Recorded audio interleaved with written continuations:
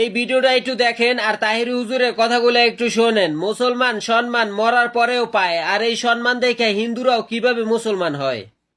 আজকের ভিডিওটা এমন একটা ভিডিও, আপনারা বেশি বেশি শেয়ার করবেন। দেখেন ভিডিওটা। একটা হিন্দু আমার কাছে কালিমা পড়ে মুসলমান হয়েছে, আর একটা মহিলা কালিমা পড়ে মুসলমান হলো। তারা জিজ্ঞাসা করা হলো, মেয়েটাকে জিজ্ঞাসা করা হলো, বোন তুমি বড় সুন্দরী, তোমার চেহারাটা বড় সুন্দর, নিশ্চয়ই তোমার ধর্মের মধ্যে তোমার মূল্য আছে, নিশ্চয়ই তোমার ধর্মের মানুষগুলো তোমাকে দিয়ে মূর্তির সামনে প্রসাদ দেয়, কিন্তু তুমি কেন কালিমা পড়ে মুসলমান হয়েছো? হাজার হাজার মানুষ সাক্ষী আছে। এই মেয়েটা ডাক দিয়ে কয়, আমার বাবা মারা গেছে, আমার বাবার চিতাশালায় পোড়ানোর জন্য নিয়ে গেছে, কাঠের মধ্যে আমার বাবার লাকড়ির মধ্যে শোয়াইয়া আমার বাবারে শুবাইছে, এর উপরে আবার লাকড়ি দিয়া নিচ দিয়া আগুন ধরাই দিছে। একটু পরে দেখলাম বাবার শরীরের মধ্যে আগুন লেগে গেছে, এই পাটা হঠাৎ করে ঠ্যাঙ্গা বাইরা উপরে উঠে গেছে, আমার বাবার বডিটার মধ্যে লাঠি দিয়া বাইরাইতে শুরু করছে, কিন্তু দেখলাম বাবার গায়ের মধ্যে জীবনে কেউ আঘাত করে নাই, আমার চোখের সামনে বাবার পায়ের মধ্যে আঘাত করেছে। ঠিক ঘটনাক্রমে কিছুদিন পরে আমার মা মারা গেছে। আমার মা অনেক পর্দাশীলা ছিল, হিন্দু হলো, আমার মা অনেক পর্দা করত, কিন্তু আমার মার পিঠ কেউ দেখে নাই, আমার মার পেট কেউ দেখে নাই, পা কেউ দেখে নাই। আমার মা এত পর্দা করত। আমার আম্মা মারা গেল, আমার আম্মারে চিতাশালার মধ্যে নিয়ে গেছে, হিন্দুদের বিধি অনুযায়ী তারে পোড়াবে, লাশটাকে কাঁধে করে নিয়ে গেল, আবার লাকড়ির মধ্যে শোয়াইয়া তার উপর দিক দিয়ে লাকড়ি দিয়ে নিচ দিয়ে আগুন ধরাই দিল। আগুনটা ধরাই দিদিরই চোখের পলকে মার জামাটা পুইরা গেছে, যে এই মার বডি কেউ দেখে নাই, এই বডিটা মানুষের সামনে ওপেন হয়ে গেছে। আমি একটা মেয়ে হিসাবে বড় লজ্জা পাইছি। কিছুক্ষণ পরে আমার মা লাশটা পুড়তে পুড়তে পাটা উপরে উঠে গেছে, লাঠি দিয়া বাইরাইয়া হাত পা গুলো একবারে গোড়া বানাইছে। এই যখন আমি দেখলাম আমার বাবার করুণ চিত্র, আমি যখন দেখলাম আমার মার এমন ভাবে পুরাইলো, তখন মুসলমানদের শেষ বিদায়ের কথা আমার মনে হয়ে গেছে।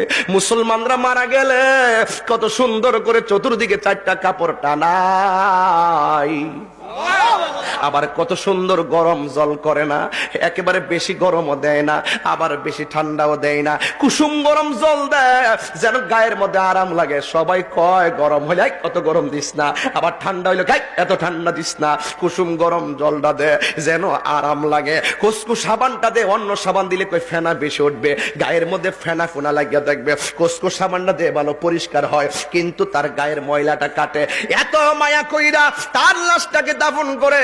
বন্ধু রে, ও বন্ধু, একটা কথা মনে রাখবেন, হিন্দু মেয়েটার উত্তর দেখেন কত সুন্দর। আমরা তো রেডিমেড ইসলাম পাইলাম, কদর করতাম জানি না, আমরা তো রেডিমেড মুসলমানের ঘরে মুসলমান হইলাম, আমরা ভাবতে জানি না। আজকের ঈদগার মাহফিল থেকে ভাবতে হবে তুমি শ্রেষ্ঠ জাতি। কথা বলেন ঠিক কি না বলেন? এই জন্য যুবক, এই মেয়েটা ডাক দিয়া বলে, ওই মুসলমানরা মারা গেলে কত সুন্দর করে তারা লাশটারে গোসল দেয়, আতর লোবান দেয়, চোখের মধ্যে সুরমা দেয়। আবার আছে একটা কিন্তু আছে, আমিও কিন্তু অনেক সময় লাশ যখন গোসল করাইতে যাই, ওই পেটের মধ্যে এইভাবে চাপ দেয়, চাপ দেওয়ার পরে নিচ দিয়া যে ময়লা বের হয়, টিস্যু দিয়া ময়লাগুলো মুসলমানরা পরিষ্কার করে দেয়। হিন্দু মেয়ে কয় পায়খানারা সবাই ঘৃণা করে, কেউ সামনে যায় না, কিন্তু মুসলমান মারা গেলে বডির মধ্যে চাপ দিয়া ফেট থেকে ময়লা বাইর করে, পায়খানা বাইর করে, বাইর করে নিজে টিস্যু দিয়ে মুচ্ছা দেয়, গামছা দিয়ে মুচ্ছা দেয়, কোনো ঘৃণা করে না। এরা কত মায়া করে, মায়া কইরা তারে নতুন জামাটা পরাইয়া মসজিদ থেকে একটা খাট আনে, খাটের মধ্যে শোয়ায়, কান্দের মধ্যে লাশটারে লয়। কান্দের মধ্যে ব্যাপারে আমার নবী বলেছেন, কোন মানুষ যদি কোনো মানুষের মৃতের কান্দের মধ্যে মৃতের খাটটা লয়, আমরা তো লইতাম পারি না, বাজার আমরা ডাকে, আমরা তো লইতাম পারি না, বন্ধু আমরা ডাকে, আরে লাশটা নেওয়ার জন্য চেষ্টা করবেন। আমার নবী কই, কোনো মানুষ যদি মৃতের লাশের খাটটারে কান্ধের মধ্যে বহন করে, 40টা কদম যখন দেয়, একটা কদম দিলে একটা কবিরা গুনাহ মাফ হয়ে যায়, 2টা কদম দিলে 2টা কবিরা গুনাহ,